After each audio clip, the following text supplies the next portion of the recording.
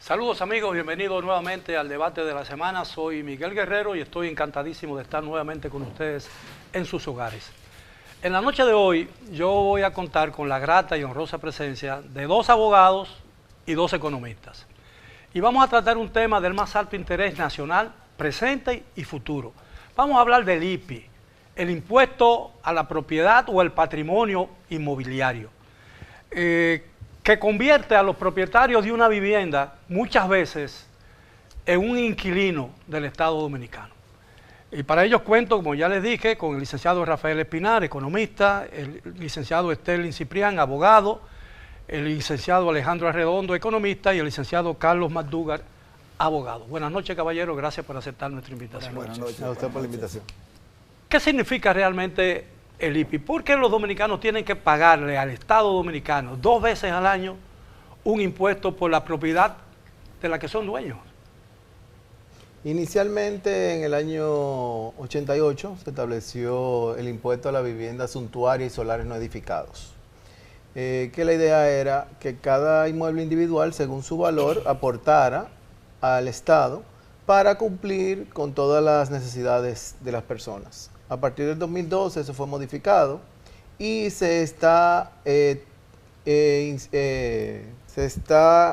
el monto impositivo ahora es al patrimonio total inmobiliario de las personas.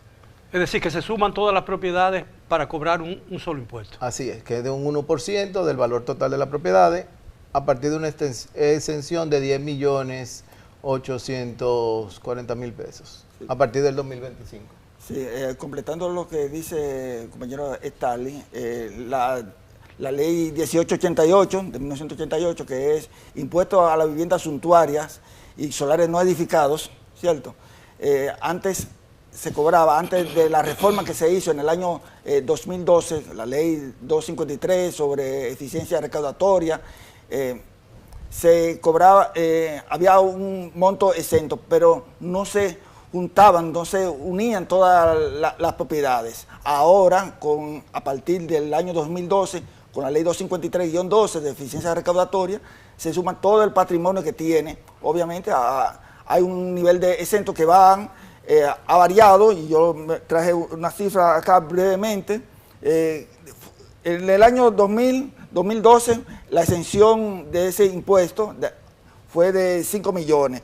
Luego subió a 6.7, luego a 6.8, luego a 7, luego a 7.4, 7.7. Y ese umbral de exención se ajusta de acuerdo al nivel de inflación del año transcurrido. Regularmente se toma normal que sea del Banco Central. Bueno, pero ¿qué posibilidades? ¿Por qué se unen todas las propiedades de una misma persona para cobrar un solo impuesto? Bueno, porque es evidente que si hay exenciones de cada una de las propiedades, uno puede tener muchas propiedades, ninguna de las cuales pagar un impuesto. Pero lo que me preocupa a mí y de lo que se queja mucha gente es que tiene que pagarle al Estado Dominicano por vivir en la vivienda suya 2 veces al año. Sí, ciertamente, don Miguel, eso es un impuesto que recoge lo que es el patrimonio.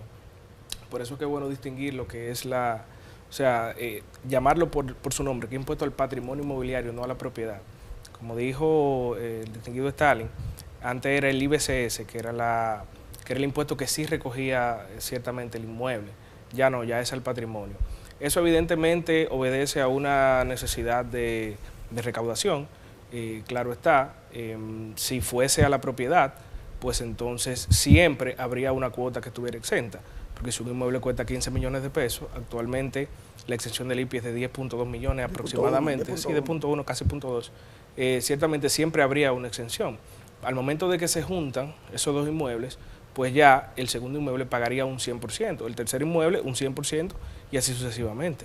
O sea, evidentemente eso es es un motivo recaudatorio, es un motivo meramente económico y que naturalmente afecta directamente a los contribuyentes y a los propietarios de cada inmueble. Ahora, la exención de 10 millones de pesos a una propiedad para exonerarla del impuesto del IPI, evidentemente 10 millones de pesos en la actualidad para la clase media no significa ninguna vivienda de tipo lujoso, es decir, una vivienda de 15 millones de pesos es una vivienda cualquiera, normal, ¿no? en una zona residencial de Santo Domingo.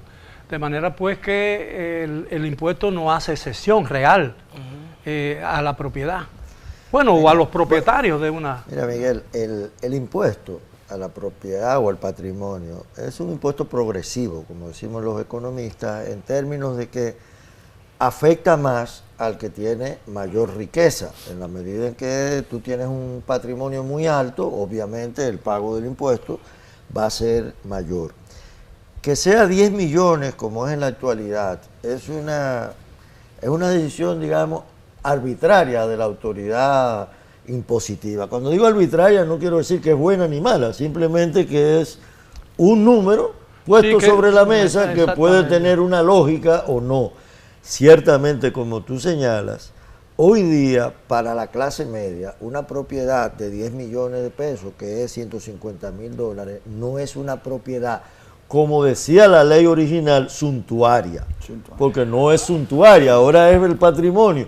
Pero el concepto original de la ley es gravar aquellas propiedades que tienen un valor de mercado que pudiera considerarse de lujo. Claro, sí, pero hay muchas excepciones, porque por ejemplo la ley privilegia el poder adquisitivo. Porque todo el mundo sabe que aquí han progresado los centros de recreación turística sobre la base de la excepción del IPI. Sí, claro.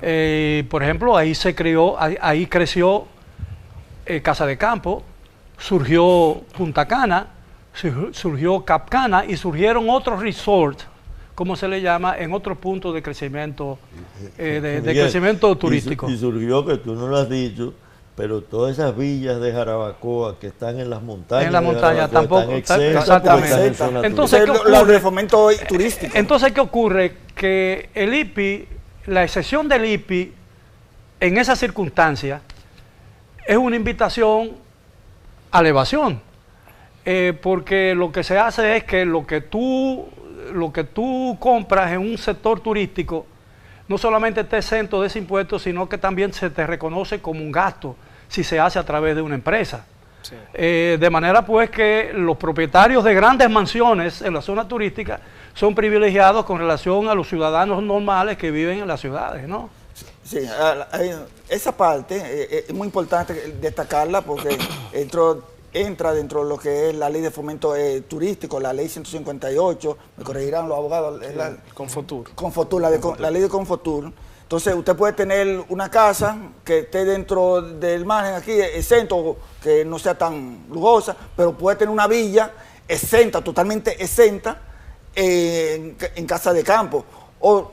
Eso es inconcebible. Y fuimos de los promotores de que es cuando la reforma que se propuso en el año 2024, modernización, bueno, pero que se le cobre a ellos, porque es una forma de también recaudar impuestos. Hay un concepto que dice que la ley es para todo el mundo, ¿no? Y que todo el mundo es visto de igual manera por la ley, pero sin embargo, en lo que tiene que ver con el IPI hay una excepción. Sí. Lo que pasa es que pusieron la vara muy alta. Sí. Sí. Hay otra excepción también de que las casas del residencial de los Juan Bosch están exentas porque son casas, ¿verdad? Pues son primera casa, y también los solares rurales, ¿verdad? Sí. Que están exentos. Sí, también es importante aclarar que existe una exención al 100%, que es cuando ese inmueble es de una persona mayor de 65 años, es su único inmueble y esa persona es su único inmueble y esa persona es pensionado. De modo que la ley busca en cierta manera proteger a la persona que utilice ese inmueble solamente como su patrimonio, o sea, como su vivienda. Y existen otras exenciones también, como lo es la de las personas que son rentistas en otro país, las personas que son pensionadas en otro país. Existe una exención al 50%.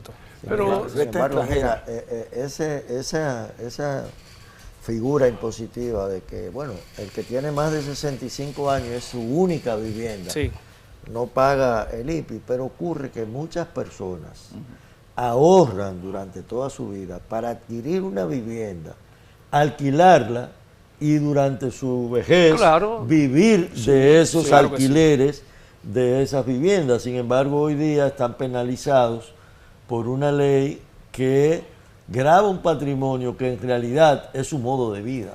Sí. Ahora, existe la posibilidad, sin perjudicar el Estado, obviamente, ¿no? Que esa ley sea modificada para hacerla más justa y hacerla igual para todo el mundo. Claro, si hay una voluntad legislativa y del Poder Ejecutivo se puede hacer. El Confotur da una exención solamente de 15 años, se supone que a partir de 15 años van a empezar a pagar por esas propiedades, pero lo que sucede es O se renueva la ley. se renueva la ley o se renueva el proyecto, porque entonces Sí, hace exactamente. otro proyecto para tener otra concesión. Pero la realidad es que hoy en día la propiedad inmobiliaria están muy atacada con los impuestos. Para usted transferírsela por primera vez tiene que pagar un 3%. Si la dona a una persona, 27. se la regala, tiene que pagar un 27%. Si la vende, tiene que pagar un 27% de la ganancia capital. Usted va a pagar IPI año por año, que hay muchos propietarios, como aquí las rentas son muy bajas, pagan más de IPI que lo que consiguen Sí. de renta de sus inmuebles. Claro. Y peor aún, cuando esa persona fallezca, que tal vez durante 20 años pagó 25 cuotas de IPI, 1% de su propiedad, sus herederos tienen que pagar un 3% para transferirse la herencia. El derecho sucesoral. O sea, que ese inmueble, ese mismo inmueble, tiene 3 ataques del Estado en términos impositivos. De manera pues que no es pretencioso ni abusivo decir que el IPI obliga o impone un impuesto a una propiedad ajena para el Estado, en beneficio del Estado. Es Sí, decir, y obliga, Miguel, a que los ciudadanos se mantengan al margen de la ley, haciendo figuras, digamos, contables o figuras jurídicas Sí. que escondan el patrimonio. Y tú vas a encontrar que, por ejemplo, hay propiedades que están a nombre de las empresas, pero son de uso familiar, digamos, de los hijos, o están pagan el impuesto a la propiedad de los activos empresariales, pero esos activos empresariales también tienen costos ocultos que pueden ser disminuidos de los estados financieros. Y hay complejidades, por ejemplo, eso de las propiedades en zonas rurales. Tú puedes tener una propiedad en zona rural que tiene caballos de paso fino, que tiene piscina, que tiene unas grandes extensiones de áreas verdes. Sin embargo, tú la declaras como un achicadero de vacas. Y está en zona rural y tú tienes 2 o 3 vaquitas por ahí, está exenta por ser una actividad productiva agrícola. Y Sí. tú vas a encontrar en muchas zonas cercanas a la capital, en la Cuava, vas a encontrarse en las inmediaciones de Bonao, prácticamente lo que llaman a veces un kibutz de propiedades suntuosas que no pagan el IPI por estar en zona rural. existe el temor de que una reforma fiscal, como se ha planteado, ¿no?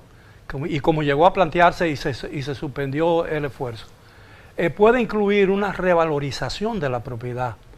De manera pues que si eso ocurre, eso significa que la gente tendrá que pagar más dinero por el IPI, ¿no? Sí. Sí, bueno, sí, claro, gracias. Sí, claro, puede haber una revalorización tal como se planteó en el año pasado, en el año 2024, donde no solamente una revalorización, que bajaron el nivel de exención de 9.8, que era el año pasado, bajaron a 5 millones y una revalorización de eso, pero también la autoridad tributaria tiene que hacer su trabajo. O sea, eso es lo que acaba de decir el colega Rafael Espinal.